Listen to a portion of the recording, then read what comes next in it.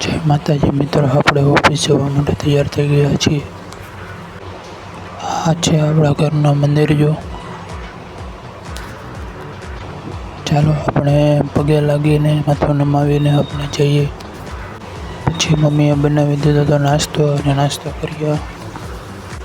કેમ મિત્રો, આ નાસ્તો આપણો સવારનો ચા ભાખરી। આ છે મારું ટિફિનનું ડબલું। ટિફિન લઈને આપણે જઈએ છીએ ઓફિસે। તો આપણે આવી ગયા છીએ પાર્કિંગમાં, જે આપણી ગાડી છે। આ મંદિરના કારણે આપણે ગાડી ચાવીમાં નાખી દીધી છે।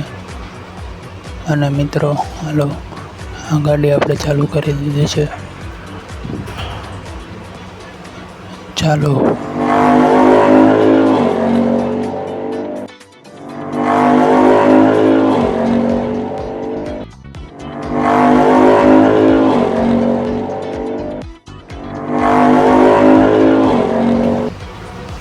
અને હું ઓફિસની બહાર ઊભો હતો, જ્યાં અમારા કારીગર મિત્રો મળી ગયા, કાળુભાઈ અને બાબુભાઈ।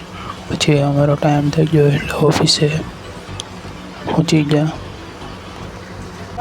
અમારા ઓફિસની જૂની લાદીઓ છે।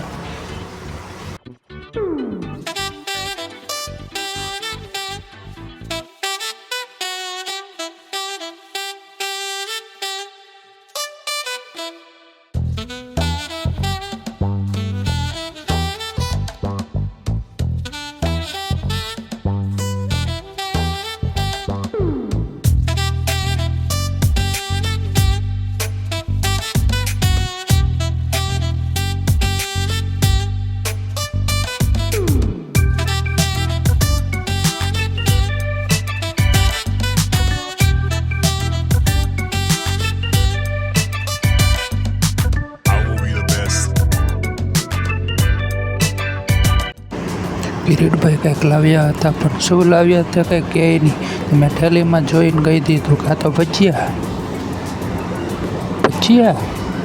અને પછી આવી ગયો ચાવાળો।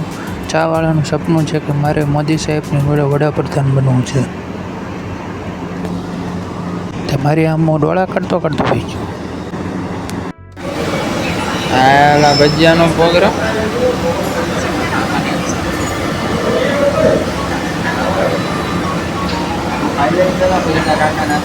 કેવા છે બધા? ભજીયા કેવા છે?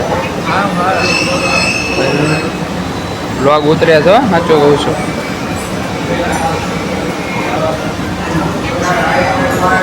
ચામાં કઈ હક નથી લાગતો।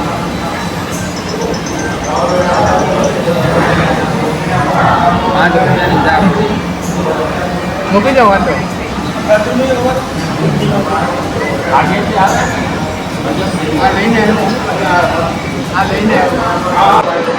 શૈલાને તો આપ, શૈલાને આપ, અને હવે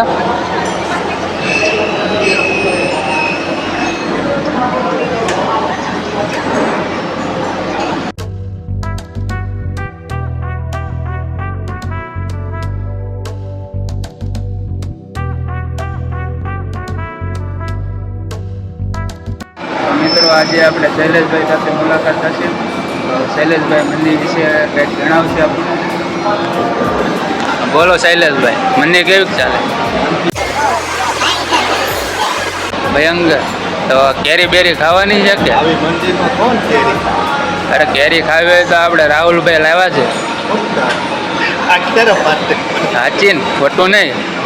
જો કેરી લાવેલા જ છે। તમારે કેરી લેવી હોય તો શું ભાવ હશે, એની રીતે જે ભાવ હશે એ કહેશે, પણ મંદિરમાં કેરી ખાવાની।